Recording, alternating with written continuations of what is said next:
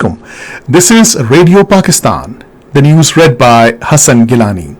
First, the headlines. Prime Minister has directed to ensure well-in-time production and availability of urea fertilizer for farmers across the country. Planning Minister has outrightly rejected a concocted perception of debt trap regarding China's Belt and Road Initiative. Information Minister has reaffirmed government's resolve to uplift the economy of the country besides provision of relief to common man. Pakistan will present its climate investment portfolio at the United Nations Sustainable Development Goals Investment Fair today to boost financing for development projects. All Parties Hurriyat Conference has appealed the United Nations and human rights organizations to pressure India to release all Kashmiri political detainees.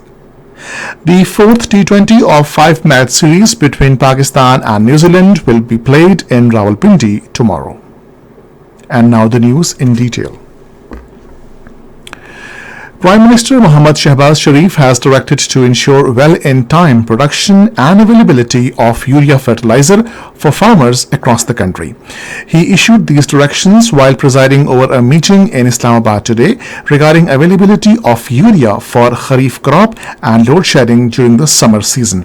The Prime Minister said the government is taking all possible measures to reduce per acre input cost for the farmers. He said prosperity of farmers and the development of agriculture sector remained the foremost priorities of the government during the last 1 year. Shehbaz Sharif said he will not allow anyone to usurp the rights of farmers by smuggling urea. He directed that the demand and supply of urea should be strictly monitored. He further directed to present a comprehensive plan of gas supply to industry and maintaining buffer stock of urea. Prime Minister Mohammad Shehbaz Sharif has directed the authorities concerned to immediately confiscate all the luxury vehicles being used illegally in the country despite the expiry of permission limit under Carnet de Passage limit. A Carnet de Passage is an international agreement that allows the temporary importation of a car without paying the custom duties. The Prime Minister, presiding over a special meeting on the subject in Islamabad today, directed the formation of an inquiry committee to take strict action against the officials found involved in the misuse of the scheme. He asked the Federal Board of Revenue to compile the data of such vehicles which have completed their allowed limit under the scheme. Finance Minister Muhammad Ishaq Dar says current account surplus of $654 million has been recorded in the last month. In a tweet today, he said in February 2023, it was current account deficit with $36 million. During the minister said, cumulatively, CAD stands at $3.4 billion July-March for the fiscal year 2023 against CAD of $13.0 billion for corresponding period. Minister for Planning and Development Ahsan Iqbal has rejected the perception that China's Belt and Road Initiative is a debt trap. Talking to international media in Islamabad today, he said stories are made to create propaganda in global geopolitics of competition. The minister said wherever BRI has gone, the local people can testify that it has a very positive impact on their lives.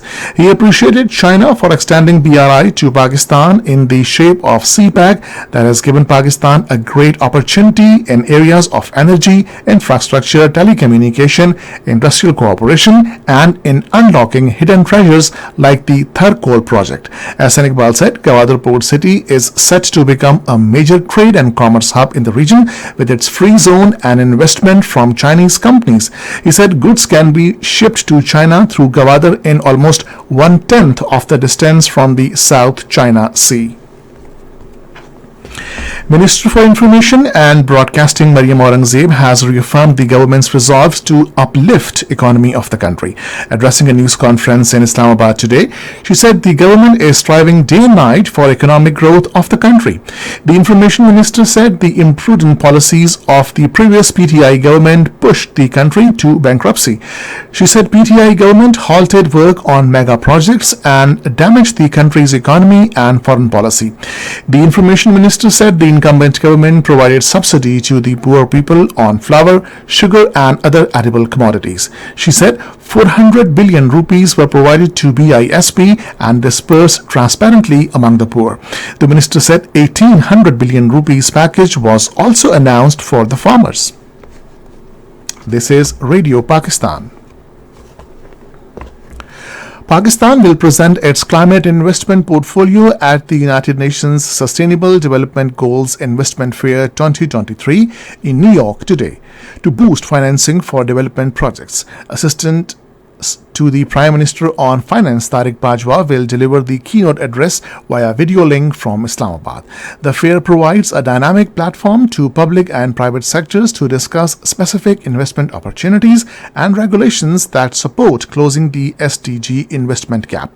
Pakistan's permanent representative to the UN, Munir Akram, will also present Pakistan's SDG investor map, which identifies investable solutions against the needs of the country.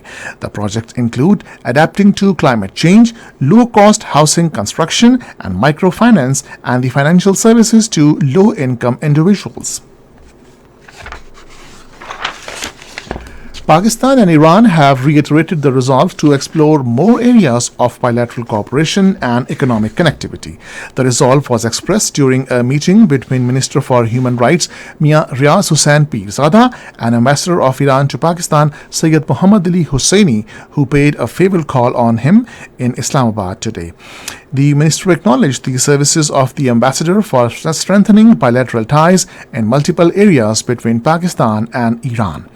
About recent move of normalization of diplomatic relations between Iran and Saudi Arabia, Riaz Pirzada termed it a welcome and positive development. All Parties Hurriyat Conference has appealed the United Nations and international human rights organizations to pressure India to release all Kashmiri political detainees, including Hurriyat leaders incarcerated in jails of India and Indian illegally occupied Jammu and Kashmir. According to Kashmir Media Service, the APHC spokesman expressed serious concern over the plight of the Kashmiri political detainees. He deplored that India is victimizing the Kashmiri prisoners for challenging its illegal occupation over their homeland and denying them basic facilities like hygienic food and medical care. The spokesman pointed out that despite subjecting them to physical and mental torture, the Indian authorities have failed to subdue the Kashmiri detainees' commitment to freedom struggle. The United Arab Emirates and Qatar are likely to restore diplomatic ties in coming weeks. This was announced by Qatari Foreign Ministry spokesman Majid bin Mohammed Al Ansari while addressing a press conference in Doha.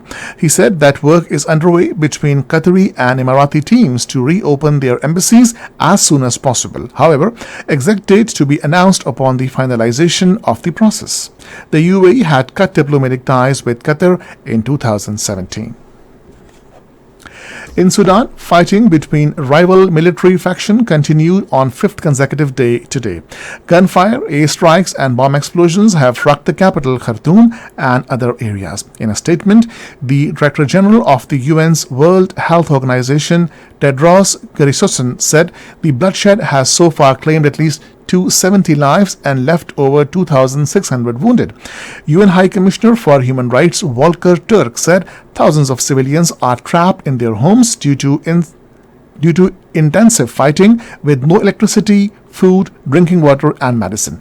The violence erupted on Saturday between forces loyal to the head of the Sudanese army, Abdul Fattah al-Burhan, the country's de facto ruler, and his deputy Mohammed Hamdan Daglo, who commands the paramilitary Rapid Support Forces. The fourth T20 of the five-match series between Pakistan and New Zealand will be played in Rawalpindi tomorrow. The match will start at 9 p.m. Pakistan Standard Time. Pakistan leads the series 2-1. Finally, the weather.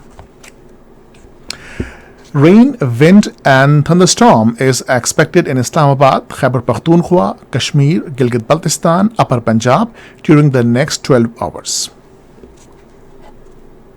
And this is the end of the news. For more news and analysis, log on to our website radio.gov.pk and also watch live video streaming of our links on the bulletins on the link facebook.com/Radio Pakistan News Official.